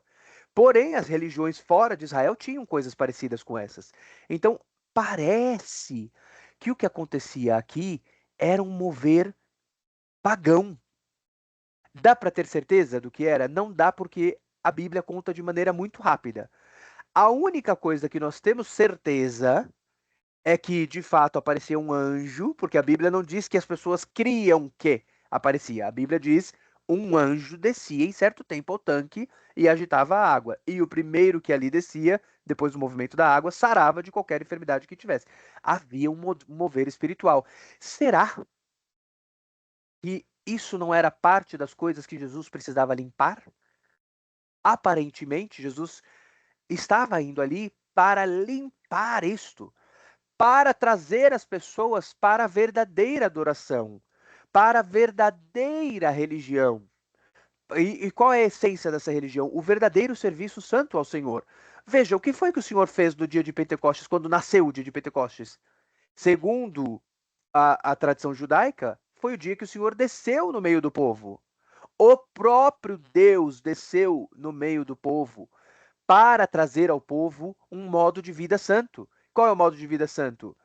Não pode ter, só pode adorar o Senhor, não pode fazer imagem, precisa respeitar o sábado, precisa respeitar mãe e pai, não pode usar o nome de Deus em vão, não pode matar, não pode roubar, não pode cometer adultério contra cônjuge, né? Não pode dar falso testemunho, ou seja, não pode mentir e não pode cobiçar as coisas dos outros. Começou assim.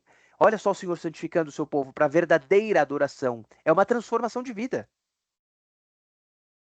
Parece que é isso que Jesus está fazendo aqui. Sendo Jesus o próprio Deus, é o próprio, assim como no dia do Monte Sinai, é o próprio Deus chegando no meio do povo. Vamos continuar a leitura aqui. E estava ali um homem que havia 38 anos se achava enfermo. Gente, peraí, não é qualquer, não é 38 dias, não é 38 meses. O cara estava há quase 40 anos doente. Olha que desgraça. Olha que vida sofrida. E Jesus, vendo este deitado e sabendo que estava neste estado havia muito tempo, como que Jesus sabia? Jesus é o próprio Deus, Jesus sabia de todas as coisas. Então Jesus chegou lá e foi direto neste que estava há quase 4 décadas enfermo, esperando manifestação de anjos. O enfermo, e aí olha o que o Senhor fala. O Senhor disse: Queres ficar são? Preste atenção na pergunta de Jesus. Queres ficar são?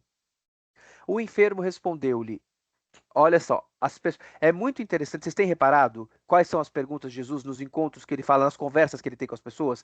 Jesus, nas conversas que ele teve com Maria no dia da a transformação de água em vinho. Lembra de Jesus falando com ela: Que tenho eu contigo, mulher? Lembram daquele fenômeno? Depois Jesus encontrando ali com o fariseu, falando: Tu és mestre em Israel e não sabes essas coisas? Depois Jesus encontrando com a mulher samaritana e dizendo para a mulher samaritana: Bem dissestes, não tenho marido, pois já estiveste com outros tantos e este com quem tu estás sequer é teu marido. Olha Jesus fazendo perguntas e respostas e trazendo falas. É muito interessante. A gente tem que prestar atenção na maneira do diálogo do Senhor, porque nos revela muitas coisas a maneira do diálogo. A pergunta dele é: Você quer ser curado? Você quer ficar são? Olha o que o cara respondeu. Olha o que o enfermo respondeu. O enfermo respondeu-lhe: Senhor, não tenho homem algum que, quando a água é agitada, me ponha no tanque, mas enquanto eu vou, desce outro antes de mim. Então, assim, ele nunca conseguiu ser o primeiro a chegar nas águas. Sempre tem outra pessoa que chega antes, porque ele precisaria de alguém que o ajudasse. E o homem não tinha nem alguém. Gente, que situação, hein? Ele não tinha uma pessoa que pudesse estar com ele, um amigo que pudesse estar com ele ali, já que criam que era assim, pudesse correr com ele no colo e jogar ele dentro da água para ele ser curado. O homem estava sozinho, doente há 38 anos. E veja que ele está explicando o porquê que ele não foi curado. Mas foi essa a pergunta que Jesus fez para ele? Jesus perguntou para ele: Por que você não foi curado? Jesus perguntou claramente: Você quer ser curado? Você quer ou não quer? Você quer? Ele não respondeu. Mas da sua muita misericórdia, mesmo sem ele responder, Jesus disse-lhe: Levanta, toma o teu leito e anda. Logo aquele homem ficou são. Peraí, depois de quase 40 anos doente, logo aquele homem ficou são. E tomou o seu leito e andava. Como se fosse uma maca, né? O leito, uma maca ou talvez um daqueles tapetes que se desenrolam no chão, né? Para ficar sentado em cima dele. E aquele dia era sábado. Isso é muito importante, tá? Guardem, por favor, essa informação. Nós não lemos lá no livro de Levítico que haviam festas e convocações santas? O sábado, o Shabat, era uma das convocações santas, certo? E foi no dia da convocação santa que Jesus fez isso. Jesus tinha ido já para a festa de peregrinação, provavelmente a festa de Pentecostes, a festa de Shavuot, a festa das semanas, e, além de tudo, estava num sábado. E num sábado, Jesus realizou a cura. Então os judeus disseram àquele que tinha sido curado: É sábado, não te é lícito levar o leito. Olha lá, você está descumprindo as normas do judaísmo. Se é sábado, você não pode carregar a tua maca ou o teu tapete. É proibido, porque é sábado. Ele, o doente, né, o doente agora curado, respondeu-lhes: aquele que me curou, ele próprio disse: toma o teu leito e anda. Olha que enigmático. Num dia de sábado, o Senhor Jesus, que sabia que os judeus ficariam escandalizados, mandou tomar o leito e sair andando carregando o leito. E como no dia de sábado não podia fazer trabalho, olha só, mas a Bíblia diz que não poderia carregar um leito? Não. Mas a Bíblia diz que não pode fazer nenhum trabalho. E como que os judeus fizeram? Os judeus começaram a regulamentar todas as hipóteses em que se podia e em que não se podia fazer uma coisa ou fazer outra coisa. Então, além da Bíblia, os judeus têm várias outras ordenanças que são das tradições de interpretações que eles têm, que esses mestres traziam, né, sobre como cumprir. Agora, o que a gente pode fazer? Peraí, mas se não pode trabalhar, será que eu posso, por exemplo, tem os judeus ortodoxos, você sabia que o judeu ortodoxo não acende nem a luz? Você sabia disso? Não pode usar nem energia elétrica no dia do Shabat? Porque eles entendem que você está burlando a norma. Se eu não posso trabalhar para manter acesa a luz, se eu pego um meio artificial de trabalhar por mim, eu estou descumprindo a norma. Porque se eu tivesse, na época em que eram os servos que faziam o trabalho, então digamos assim, que tivesse servos rodando uma moinha, né? Para manter a energia elétrica. Nem existia nesse período, né? Energia elétrica, não se conhecia, na verdade, energia elétrica, mas assim, a lógica é esta. Eu não poderia deixar os meus servos trabalhando, eu tinha que mandar os meus servos cumprirem os Shabats também. Então, eles regulamentaram tudo que pode e não pode fazer no sábado. E este homem não poderia ter carregado o leito. Perguntaram-lhe, pois, quem é o homem que te disse, toma o teu leito e anda? Olá, Jesus, no meio de uma confusão. Os judeus querem saber quem é que falou para você descumprir o Shabat. Vocês perceberam que até este momento ninguém está preocupado com a cura que aconteceu. Vocês estão percebendo? Que a cura mesmo que aconteceu, ela não está sendo levada em consideração? Eles estão levando as tradições em consideração e a cura divina não está sendo levada em consideração? Prestem atenção no que está acontecendo aqui. E o que fora curado não sabia quem era, porque Jesus se havia retirado em razão de naquele lugar haver grande multidão. Então imagine uma grande multidão, porque tinha judeu de todas as partes vindo para celebrar na cidade, a cidade estava lotada. A gente sabe que a cidade ficava com muitas vezes a sua capacidade normal, às vezes tinham 5 vezes mais pessoas na cidade do que em outras épocas. É como se fosse hoje, acho que o melhor comparativo, litoral em época de carnaval ou de ano novo, sabe? Que fica aquela multidão. Então você tem lá, sei lá, uma população, vou dar um exemplo, sei lá, Guarujá. Você tem uma população que ela fica 10 vezes do tamanho do que é o normal, é o que acontecia em Jerusalém nesses períodos de peregrinação. Então, no meio da multidão, Jesus saiu e o homem que foi curado não sabia quem foi que tinha curado ele. Depois, Jesus encontrou-o no templo. Olha a importância. Lá dentro do templo, então, Jesus curou dentro do tanque de Betesda. Agora, em outro lugar da cidade, que é o templo, Jesus encontrou o homem curado de novo e disse-lhe: eis que já estás são, não peques mais, para que não te suceda alguma coisa pior. Qual é o propósito do Senhor fazer os seus sinais e prodígios? A gente falou sobre isso hoje.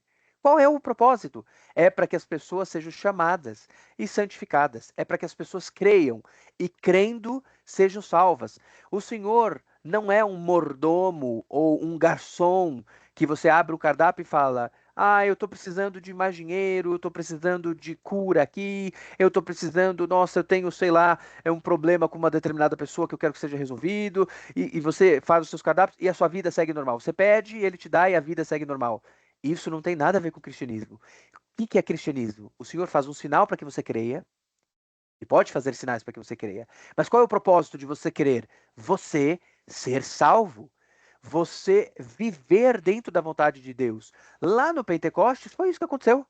O Senhor disse, ó, minha vontade é que não exista adultério, não exista homicídio, não exista furto, não exista inveja, não exista mentira, não exista desrespeito aos pais, aos mais velhos.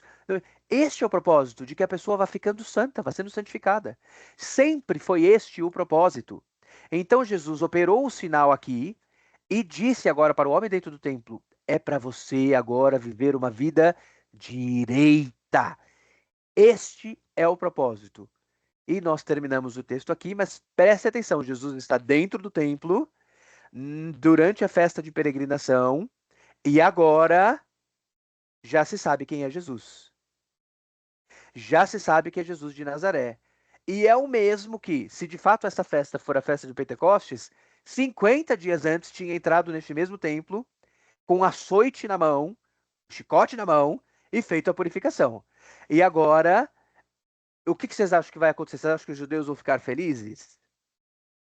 Peraí, esse homem que entrou aqui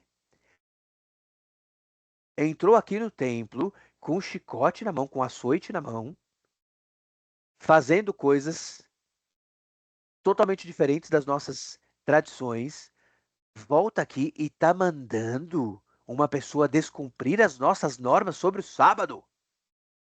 A confusão está armada. E agora já sabem que é Jesus que fez a cura.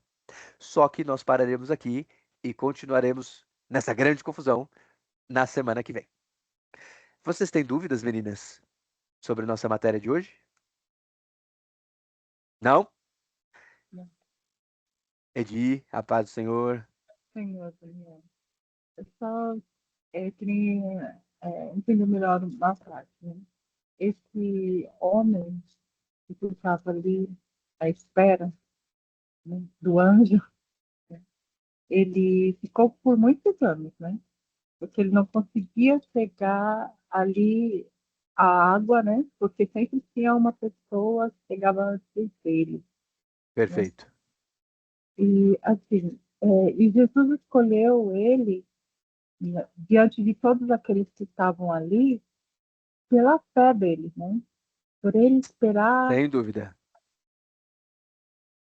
e ele foi o escolhido, né? Sem dúvida.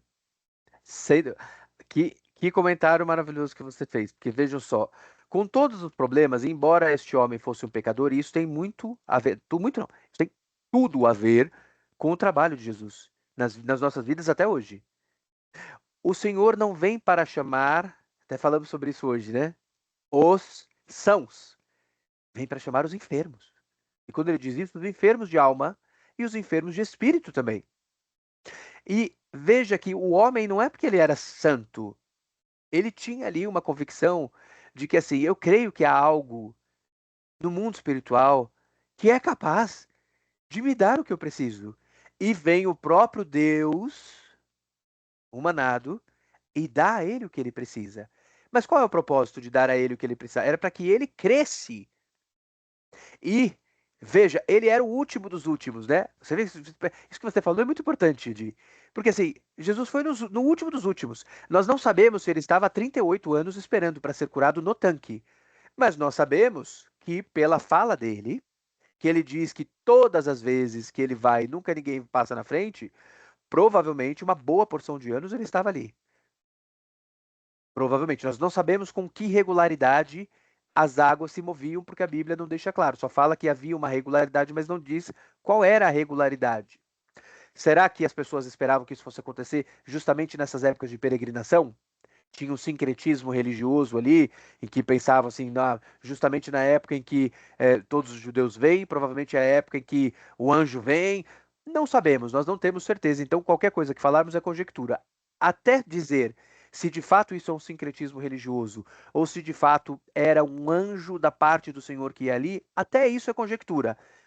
Nós temos possibilidades para interpretar isso de uma ou de outra maneira.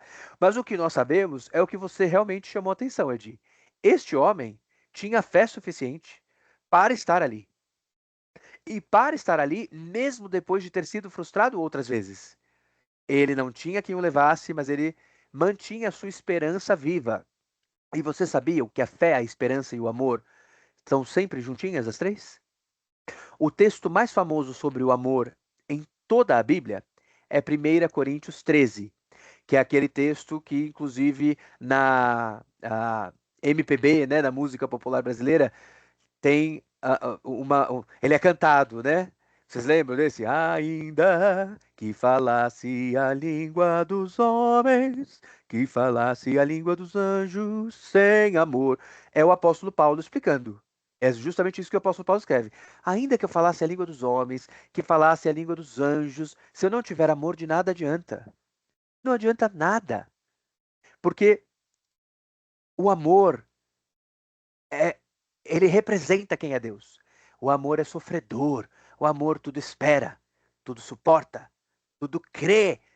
E aí ele passa por este texto explicando o que é o amor, explicando que hoje nós vivemos de uma maneira que nós não conseguimos enxergar Deus, as coisas de Deus na sua plenitude, mas que nós vamos conseguir no porvir, quando o Senhor nos chamar para a glória dele, nós vamos conseguir enxergar as coisas com plenitude, mas que por ora nos restam a fé, a esperança e o amor. E aí, vejam só que ele conclui o texto dizendo: e o maior de todos é o amor. A fé, a esperança e o amor, mas o maior de todos é o amor. E quando o Senhor nos conta sobre o fruto do Espírito, no livro de Gálatas, capítulo 5, ele fala lá. Fala da fé, fala do amor, fala da benignidade, da bondade, da temperança, da mansidão, da longanimidade, da justiça. Na verdade, justiça e verdade ele não cita ali nesse texto, mas a gente consegue montar, né, todas as partes que a Bíblia fala sobre frutos do Espírito e dizer que tem, além daqueles que estão em Gálatas 5, tem a esperança que está aqui, lá no Gálatas 5 não está, mas aqui no texto do amor ela está. Justiça e verdade estão em outros textos, e aí a gente consegue juntar para entender o que é esse fruto do Espírito. E por que eu estou falando isso para vocês? Porque este homem ele tinha a esperança ainda de ser curado. E aí o Senhor vai e dá uma injeção de fé neste homem, por amor deste homem, para que ele seja transformado. Não peques mais, filhinho, não peques mais. O propósito dessa cura é para te santificar.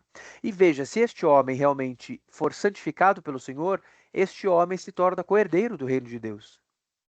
Ele pode entrar no reino de Deus. Então vejam que obra linda que o Senhor está fazendo. E ainda hoje a obra do Senhor é esta: o Senhor chama os seus enfermos. Ele vai atrás daqueles que são as ovelhas perdidas. Eu mesmo tenho testemunho pessoal na minha vida. Eu que já fui tabagista, que já fui alcoolista, não só alcoolista, como alcoólatra mesmo, né? Já fui alcoólatra, extremamente vaidoso no passado, cheio de problemas, não acreditava em fidelidade conjugal antes de ser convertido, tinha vários problemas. O senhor vai e chama para dar um banho de loja, para fazer essa limpeza. Fez sinais na minha vida? Fez. O Senhor fez sinais. Mas esses sinais são para que nós creiamos e crendo nele possamos ser salvos, que é a obra que o Senhor fez na vida deste homem. E o Senhor está quebrando todos os paradigmas aqui, porque o Senhor vai fazer isso justamente no sábado. Ele está fazendo de propósito. Outros sábados serão citados em que os judeus vão se escandalizar. Inclusive, tem uma fala do Senhor que é: o Filho do Homem é Senhor até mesmo do sábado. Então, o Senhor está aqui chamando a atenção para si. Qual é o propósito do sábado? Qual é o propósito das purificações? Qual é o propósito de tudo isso? Por que o Senhor vai lá nas talhas de pedra para fazer água virar vinho? Gente, as talhas de pedra, lembram? Elas não podiam ter resquício de nada que não fosse água pura. Pois é nas talhas de pedra que o Senhor vai e faz água virar vinho. O Senhor está quebrando vários paradigmas de propósito. E estas quebras de paradigma são, inclusive, grande parte do motivo pelo qual o Sinédrio, que é a liderança judaica daquele período, conspira e decide: nós precisamos matá-lo. Ele precisa morrer. E vejam só, o próprio Deus vem para dizer: vocês estão me adorando de maneira errada. Venho para santificar vocês. Mas aqueles que preferem as próprias tradições a própria cultura, acima do próprio Deus, estes decidem entre Deus e as tradições que eu construí sobre o que eu entendo que é este Deus, a minha cultura sobre o que eu entendo que é este Deus, eu escolho a minha cultura. Quero matar a Deus. Veja só, é uma coisa satânica. É a mesma obra de Satanás. Satanás, que era anjo do Senhor, anjo ministrador, conspira com outros anjos para tentar tomar o lugar de Deus e fazer as coisas do seu jeito. Isso está acontecendo aqui de novo. O próprio povo de Deus, ou seja, o povo que deveria ser o povo ministrador, olha que interessante, está conspirando para tentar destronar o próprio Deus, assim como Satanás havia feito, para se apegar à sua própria vontade, ou seja, não quer que seja feita a vontade de Deus assim na terra como no céu, quer que seja feita a sua vontade humana. Eu quero fazer do meu jeito, é o que eu entendo que é o jeito de adorar. Não importa o que ele diz que é o jeito de adorar. Eu tenho as minhas convicções, eu tenho as minhas religiões, eu faço do jeito que eu quero. Não importa o que Deus pensa, eu vou fazer assim. Ele manda não adorar a imagem, mas eu vou ter imagem sim, eu vou fazer minhas rezas para as imagens sim, porque eu entendo que é isso, é o meu jeito. Ah, tem essas histórias aí de ceia. Até eu não acredito nesse negócio de ceia. Eu não tomo ceia, não faço ordenança, não vou. Eu vou fazer do meu jeito. Gente, todos os caminhos levam a Deus. Não tem esse provérbio popular que é errado? Ele na verdade, herético. É uma heresia. Não são todos os caminhos que levam a Deus. Só tem um caminho que leva a Deus. O caminho, a verdade e a vida, Jesus. Só tem este caminho, não existe outro. A Bíblia deixa claro. Não tem outro. Todos os outros levam à perdição. A salvação só tem umzinho só. Mas a gente quer construir do nosso jeito. E é isso que o próprio povo de Deus estava fazendo. Queria construir uma religião do seu próprio jeito. E quando as suas tradições começaram a ser ofendidas, eles escolheram entre Deus e as minhas tradições, eu escolho as minhas tradições. Olha que coisa perversa. Que coisa perversa. E é daí que saem absurdos como, veja só, olhem a mentalidade. Eu tenho que celebrar a Páscoa. Não podem ficar esses homens crucificados aí. Quebra as pernas deles. Eu preciso ir lá fazer a minha adoração ao Senhor. É que adoração é essa ao Senhor, gente? Fazendo tortura com pessoas? Judas Iscariotes, por exemplo. Vamos usar Judas Iscariotes para atrair esse homem. Vamos propiná-lo. Vamos pagar propina para ele trair o próprio mestre dele. Aí Judas Iscariotes volta quando ele vê Jesus sendo julgado, já com a sentença de condenação. Judas Iscariotes volta com as moedas e fala assim: não, não, não, não, não, não, não, não, não. Quero devolver essas moedas. Não quero, não quero, não quero. O que que as mesmas pessoas que condenaram Jesus disseram? O que temos nós com isso? Isso é problema teu. Ele falou: pequei, pequei. O que que eles respondem para Judas? Se você pecou, não é problema seu. Aí Judas joga as moedas. Aí eles, que pagaram a propina para matar um homem, pegam a moeda e falam: não, mas essa moeda aqui é suja, não pode pôr no gasofilácio, né? Não pode pôr no tesouro do Senhor, porque é moeda suja. Vejam, eles é que pagaram a propina com aquelas moedas. Eles mesmos. Ah, não. Mas colocar no templo, não, no templo do Senhor não pode. O que que a gente vai fazer com essa moeda? Porque senão não é santo. Veja o grau de perversidade, de corrupção.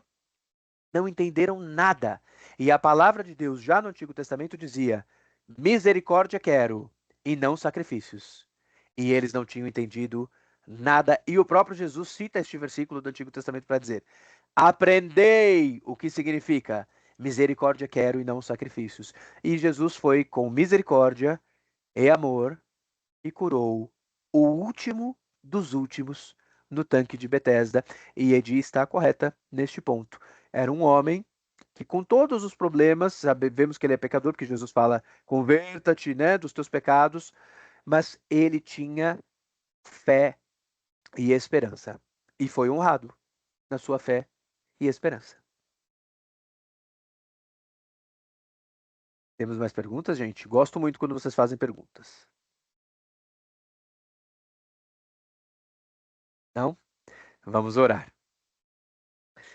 Obrigado, Senhor Jesus. Renove em nós também a fé, a esperança e o amor. Principalmente, Senhor, faça com que os nossos atos, os nossos gestos, todo o testemunho de quem nós somos, seja em cima de um amor um amor expresso no servir, Senhor Jesus. Nós queremos ser transformados. Queremos ouvir esta palavra e também, assim como o Senhor orientou a este homem que foi curado no tanque de Betesda, queremos também nós sermos convertidos dos nossos pecados. Recebemos a mesma palavra que o Senhor entrega a este homem que foi curado para nós mesmos. Queremos seguir numa vida sem pecado. Nós amamos as tuas manifestações milagrosas, os teus sinais, mas sabemos também que eles são para que nós creiamos e que pela fé em Cristo Jesus, o nosso Senhor, nós podemos ser salvos. É pela fé. Então, se as tuas manifestações milagrosas, os teus sinais, prodígios, maravilhas vierem para que se renove a nossa fé, renove mesmo a nossa fé, Senhor. Mas não precisamos ver para crer. Não precisamos que o Senhor faça milagres para que creiamos. Se o Senhor nos dá aos que são convertidos a fé como dom, nos agarramos, guardamos esta fé para que através dela consigamos fazer o nosso culto racional ao Senhor. Obrigado, Senhor Jesus, por nos chamar a este culto racional, conforme o Senhor nos ensina na Epístola aos Romanos, no capítulo 12. Nós queremos mesmo ter um culto racional ao Senhor.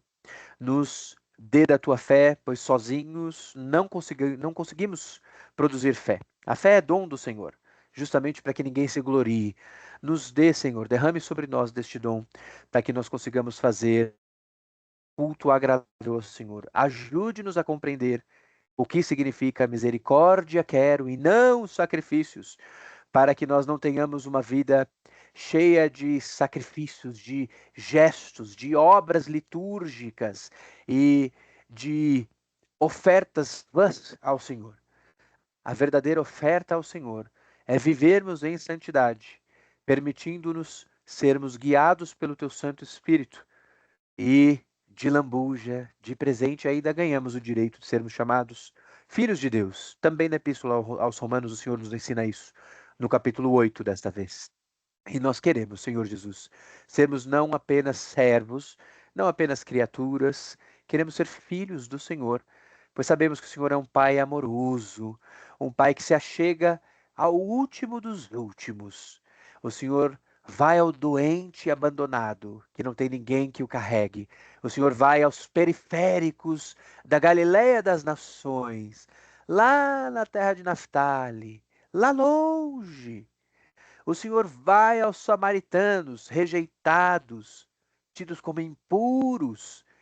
O Senhor vai a todos aqueles que mais precisam. E o Senhor transforma as suas vidas. Os que estão desesperados, os que estão ansiosos, aqueles que estão no meio das bodas e percebem que não tem como continuar as bodas até o final. O Senhor vai e faz a tua manifestação milagrosa e transforma a água em vinho. Senhor Jesus, nós clamamos para que todos estes auxílios que o Senhor fez aqui nas tuas escrituras, o Senhor continue fazendo conosco para que a nossa fé seja renovada e nós consigamos verdadeiramente ser santificados pelo Senhor. E assim a nossa adoração subir como oferta agradável, como o perfume dos holocaustos sobre o altar do sacrifício. É assim que queremos que seja a nossa vida para o Senhor. Limpe-nos para que o Senhor possa habitar em nós, para que o teu Espírito esteja mais do que conosco. Emanuel, o Deus conosco, mas que o Emanuel, Deus conosco, esteja dentro de nós. Entregamos nas tuas mãos, ofertamos aqui ao Senhor, na tua presença, Senhor, as nossas mentes, os nossos corações, os nossos projetos, as nossas ideologias, o nosso jeito de pensar, a nossa cultura, as nossas tradições, ofertamos tudo no teu altar, tudo aos pés da tua cruz, para que o Senhor transforme tudo como o que o Senhor, como o Senhor quer. Se tem algo nas nossas vidas que não tem agradado ao Senhor, que estamos tentando fazer do nosso jeito, Ao invés de fazer do jeito do Senhor, nós nos sujeitamos ao Senhor.